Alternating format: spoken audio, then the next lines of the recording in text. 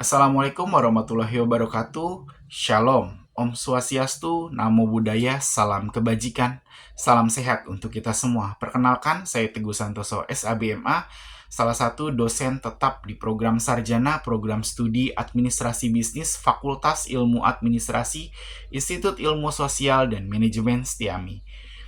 Beberapa mata kuliah yang pernah saya ampu ialah meliputi yang pertama adalah mata kuliah perencanaan dan pengembangan bisnis.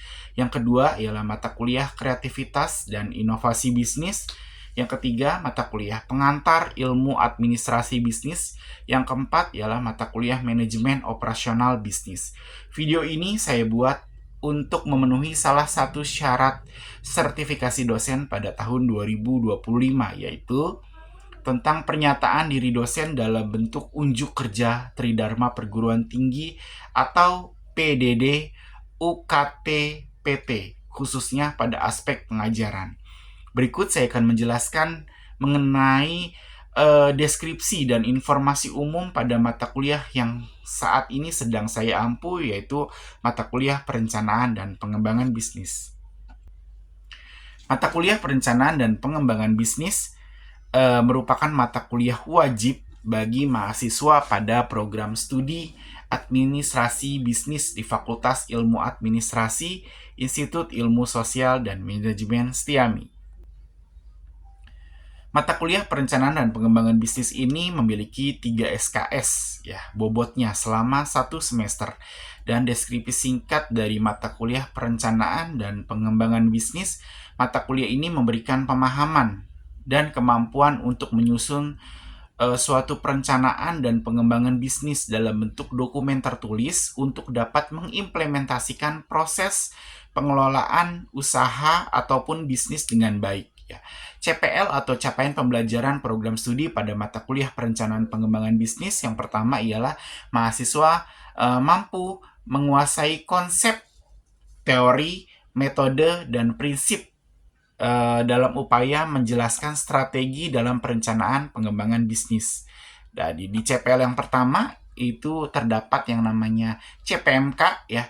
CPMK-nya ialah mahasiswa mampu menjelaskan pengertian, fungsi, kegunaan, dan cakupan dari perencanaan bisnis. CPMK yang kedua ialah mahasiswa mampu menyusun arah perusahaan yang meliputi visi, misi, dan sasaran dalam perencanaan dan pengembangan bisnis. CPMK yang ketiga ialah mahasiswa mampu menganalisis lingkungan eksternal dan internal bisnis. CPL yang kedua ialah mahasiswa mampu memiliki kreativitas dan inovasi untuk mengimplementasikan perencanaan dan pengembangan bisnis. Nah, di CPL yang kedua ini ada turunannya adalah CPMK, yaitu yang pertama adalah mahasiswa mampu memahami hubungan antara pengembang keorganisasian dan strategi pemanfaatan sumber daya manusia. Di CPMK yang kedua ialah mahasiswa mampu merumuskan perencanaan produksi atau operasi barang atau jasa dalam rancangan pengembangan bisnis. Di CPMK yang ketiga ialah mahasiswa mampu mendeskripsikan potensi-potensi dan peluang pasar dalam merumuskan perencanaan dan pemasaran barang atau jasa dalam rancangan pengembangan bisnis. Di CPMK yang keempat ialah mahasiswa mampu merumuskan perencanaan sumber dan alokasi pembiayaan serta estimasi finansial dalam perencanaan bisnis. Di CPL yang ketiga, mahasiswa mampu mengelola keseluruhan proses bisnis dengan baik. Nah, turunannya CPMK-nya adalah yang pertama, mahasiswa mampu merumuskan secara sistematis mulai dari ide pendirian bisnis yang baru ataupun pengembangan ataupun perluasan bisnis itu sendiri. CPMK yang kedua ialah mahasiswa mampu mengidentifikasi sumber risiko serta merumuskan pengelolaan risiko dalam perencanaan bisnis. CPMK yang ketiga ialah mahasiswa mampu mengidentifikasikan masalah bisnis, menentukan bentuk kolaborasi bisnis yang menguntungkan, dan CPMK yang terakhir yang keempat ialah mahasiswa mampu merumuskan dan membuat perencanaan bisnis sebagai dokumen bisnis. Nah, Dalam proses pembelajaran di Institut Ilmu Sosial dan Manajemen Setiami menggunakan metode hybrid di mana perkuliahan dapat dilaksanakan melalui daring dengan menggunakan tools seperti Zoom, Google Meet, atau forum diskusi mahasiswa di SSO atau single sign-on, dan juga metode luring yang dilakukan secara tatap muka di ruang kelas. Selanjutnya, teknik yang saya gunakan dalam perkuliahan perencanaan dan pengembangan bisnis ini yaitu menggunakan teknik DIA, yaitu Delivery, Interaction, and Assessment. Yang pertama yaitu delivery, bagaimana saya menyampaikan materi kepada mahasiswa dengan baik. Metode yang saya gunakan yaitu berupa ceramah dan diskusi, dan juga saya membuat materi yang interaktif dan menarik dalam slide PowerPoint. Kemudian saya juga menggunakan istilah yang mudah dipahami yang bisa dicerna oleh mahasiswa, namun tetap pada esensi pembelajaran. Mahasiswa juga saya berikan kesempatan untuk mendiskusikan mengenai isu terkini yang ada dalam perkembangan bisnis. Teknik yang kedua yaitu adalah interaction, yang dimana teknik ini biasanya saya menggunakan berinteraksi dengan mahasiswa. Di dalam kelas saya selalu memberikan kesempatan kepada mahasiswa atau mahasiswa yang ingin bertanya, itu pun ataupun yang aktif memberikan jawaban terhadap pertanyaan-pertanyaan yang saya ajukan. Hal ini membuat perkuliahan dapat berjalan dengan dua arah. Selain itu, sebelum memulai perkuliahan, saya juga biasanya melakukan review materi dengan memberikan pertanyaan-pertanyaan dengan materi yang sudah saya berikan pada sesi atau pertemuan sebelumnya. Tujuannya adalah mahasiswa dapat mengingat kembali materi sebelum kita memulai perkuliahan di sesi berikutnya. Sesekali saya juga memberikan reward bagi mahasiswa yang aktif untuk memberikan jawaban ataupun berani bertanya, dengan tujuan mahasiswa dapat termotivasi lebih aktif lagi di kelas, dan menurut saya metode seperti ini cukup efektif. Lalu yang ketiga, saya menggunakan teknik assessment, yang yaitu bagaimana saya menilai kemampuan dari mahasiswa tersebut. Beberapa hal yang menjadi poin penilaian evaluasi hasil pembelajaran adalah presensi, yaitu sebesar 10%, perilaku sebesar 10%, tugas sebesar 20%, ujian tengah semester sebesar 25%, dan ujian akhir semester sebesar 35%, dengan total pembobotan hasil pembelajaran adalah 100%. Untuk kehadiran mahasiswa dan dosen yang menggunakan SSO atau single sign-on, di mana dosen wajib mengunggah atau mengupload materi minimal H-1 sebelum perkuliahan dimulai, dan mahasiswa mendownload materi yang sudah diupload oleh dosen sebagai bukti kehadiran. Saya memberikan nilai yang objektif dengan memberikan poin nilai yang lebih tinggi kepada mahasiswa yang berani untuk aktif di kelas, termasuk mampu menjawab pertanyaan, berani mengajukan pertanyaan, dan yang terakhir disiplin dalam mengerjakan tugas yang diberikan kepada mahasiswa. Dalam perkuliahan, saya menyediakan slide-slide seperti materi berbentuk PowerPoint ataupun literasi-literasi buku yang berkaitan dengan kegiatan pembelajaran. Saya juga memiliki strategi dan inovasi pembelajaran yang diharapkan dengan harapan agar dapat tercapainya hasil pembelajaran mahasiswa dan juga lulusan sesuai dengan kompetensi yang memiliki keunggulan dan berdaya saing. Demikian informasi yang saya sampaikan mengenai mata kuliah perencanaan dan pengembangan bisnis untuk mahasiswa program sarjana, program studi administrasi bisnis, Fakultas Ilmu Administrasi, Institut Ilmu Sosial dan Manajemen Setiami. Berikutnya adalah cuplikan dari proses pembelajaran yang saya lakukan secara tatap muka di kelas dan melalui Zoom meeting pada salah satu mata kuliah yang saya ampu, yaitu mata kuliah perencanaan dan pengembangan bisnis. Oke, Mas. Dah. Assalamualaikum warahmatullahi wabarakatuh. Waalaikumsalam warahmatullahi wabarakatuh.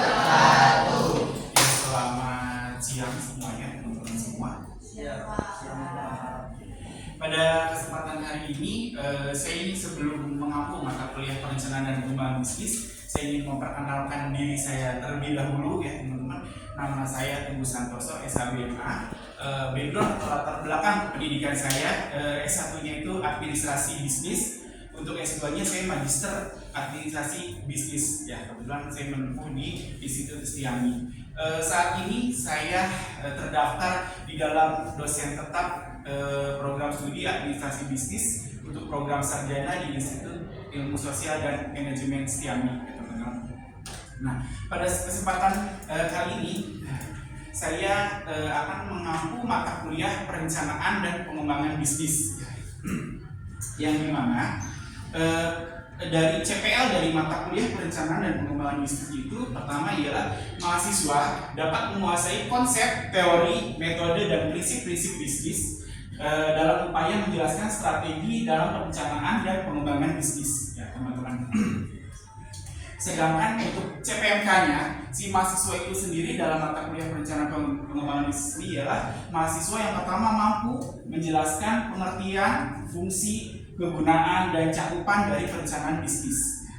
Yang kedua, CPMK yang kedua ialah mahasiswa mampu menyusun arah perusahaan yang meliputi visi, misi, dan sasaran dalam perencanaan pengembangan bisnis.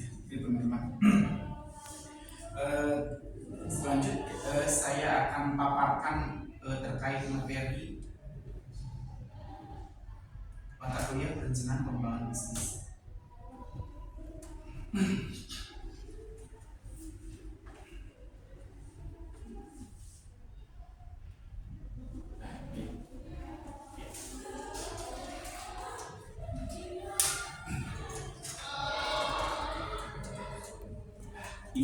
Baik, kita pertama akan sebelum masuk ke tahap yang lebih spesifik, di sini saya akan menjelaskan terkait definisi dari perencanaan bisnis itu sendiri ya teman-teman.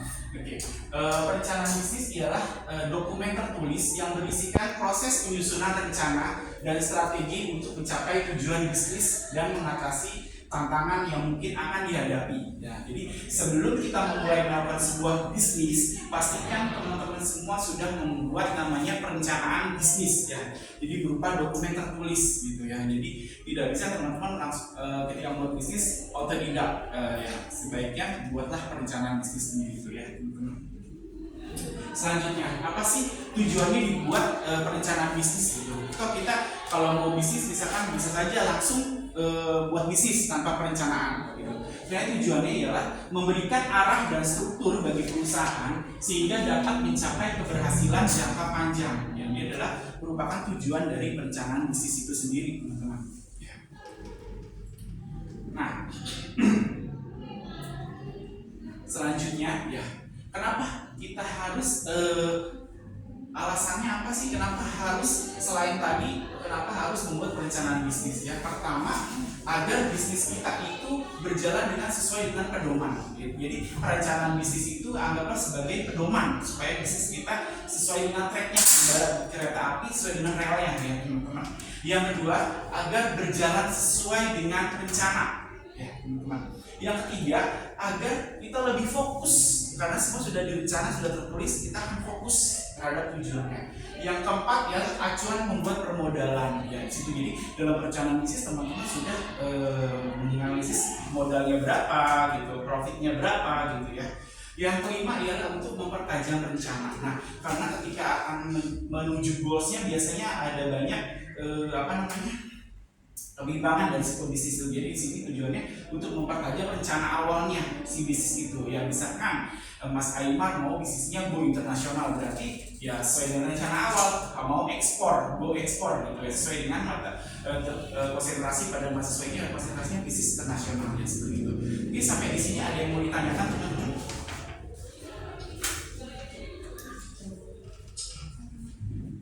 Bagaimana cara membuat perencanaan bisnis? Mas Devi? Mas Devi gimana? Bagaimana cara membuat perencanaan bisnis yang baik? Oke, pertanyaan yang sangat bagus ya Mas Devi. Bagaimana Pak cara membuat perencanaan bisnis yang baik ya gitu? Nah, membuat perencanaan bisnis. Pertama di dalam membuat perencanaan bisnis kita harus memperhatikan elemen-elemen di dalamnya, teman-teman. Yang pertama adalah analisis situasi. Nah, analisis situasi ini apa? Ketika kita mau membuat perencanaan bisnis, kita harus lihat situasi sekitar kita mau mendirikan bisnis tersebut. Apakah kompetitornya sudah banyak yang serupa? Ya gitu ya. Yang kedua, rencana pemasaran. Nah, rencana pemasaran gimana, teman-teman? Mau tradisional kah? Atau mau full digital, online, atau mau dua-duanya? Tradisional offline ada kedainya, tapi bisa online juga yang saat ini ya. Yang ketiga, analisis keuangan. Nah, gitu ya, Mas Devin. Analisis keuangan, jadi di sini menganalisis keuangan kira-kira kalau mau mendapatkan profit 50%, saya harus dikuatkan di mana? Gitu, di pemasarannya, gitu ya. Selanjutnya, rencana operasional. Nah, kira-kira kalau mungkin sebuah bisnis dengan bisnis tekstil, jaket. Nah, ini harus ditetapkan dulu rencana operasional pabriknya mau dibangun di mana, gitu, di Cikarang, di Tanjung Priuk, atau di Surabaya. Ya, ini harus ada ya. Yang kelima ialah analisis risiko. Yang namanya sebuah bisnis itu pasti ada risikonya ya. Nah, di sini harus menganalisis risikonya. Kira-kira bisnis saya risikonya di mana? Apakah di bahan bakunya kan yang langka? Ya, atau mungkin saya membutuhkan pegawai yang memang mempunyai skill tertentu. Tidak semua bisa, gitu, berarti risikonya ya.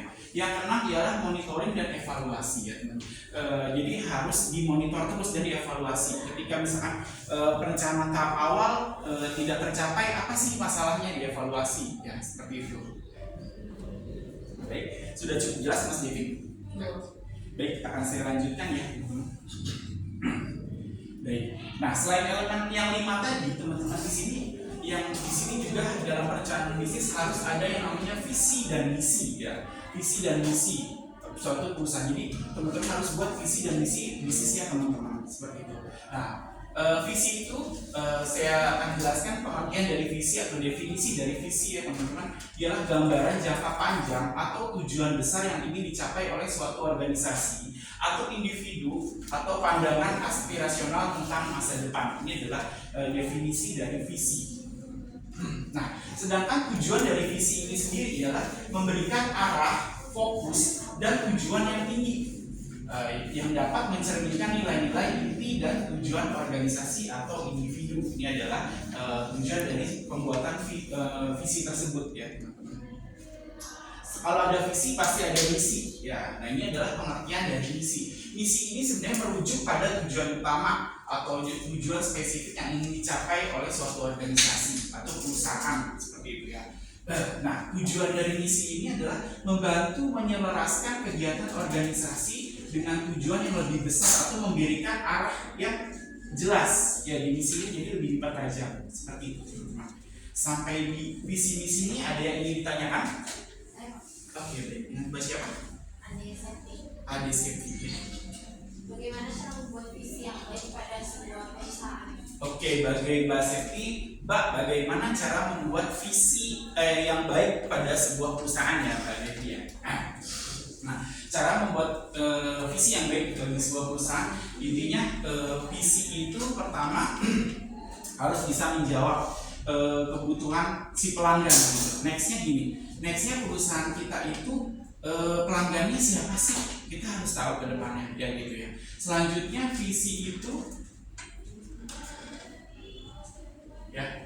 memberikan arah, fokus, tujuannya apa gitu. Tujuan dari perusahaan bisnisnya saya itu apa? Nextnya 5 atau 10 tahun ke depan mau seperti apa bisnis saya? Mau berkembang pada produk yang serupa atau mungkin mau melebarkan lagi sayapnya ke produk lain tapi dengan brand yang sama ya, seperti itu. Contohnya misalkan KFC itu kan fokusnya ayam, tapi saat ini dia bikin cookies ya teman-teman ya, bahkan collab sama bikin sepatu ya kalau nggak salah ya. Nah, seperti itu adalah misi dari perusahaan ya teman-teman. Nah, oke, sudah cukup jelas Mbak Citi? Oke, baik.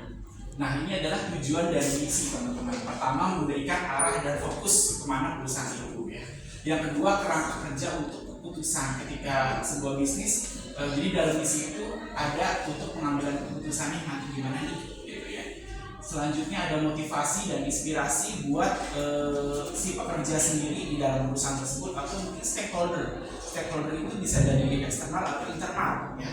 Selanjutnya membentuk identitas perusahaan. Nah, misi ini membentuk identitas perusahaan. Misalkan perusahaannya contoh kita ambil bank swasta ya disebutlah gitu, dia bagus berarti emang akademisinya bagus, jadi membentuk identitas gitu, oh bank itu memang bagus, terpercaya seperti itu. Selanjutnya menunjukkan komitmen, ya berarti dia harus, komitmen ini artinya trust atau dipercaya sama pelanggannya, ya seperti itu teman-teman. Ya, baik, mungkin itu saja pemaparan materi untuk mata kuliah perencanaan pengembangan bisnis pada hari ini. Ya, semoga pertemuan singkat ini bisa membawa manfaat buat kita semua. Ya, kurang lebihnya saya mohon maaf. Wabillahi taufiq wal hidayah. Wassalamualaikum warahmatullahi wabarakatuh. Waalaikumsalam.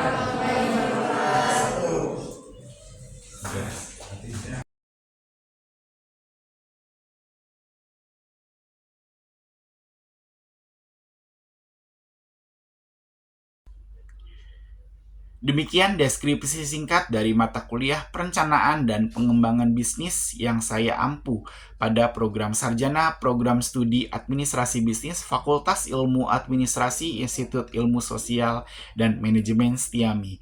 Semoga dapat memberikan gambaran mengenai kinerja pengajaran yang saya lakukan, khususnya di mata kuliah perencanaan dan pengembangan bisnis pada program sarjana program studi administrasi bisnis Fakultas Ilmu Administrasi Institut Ilmu Sosial dan Manajemen Setiami.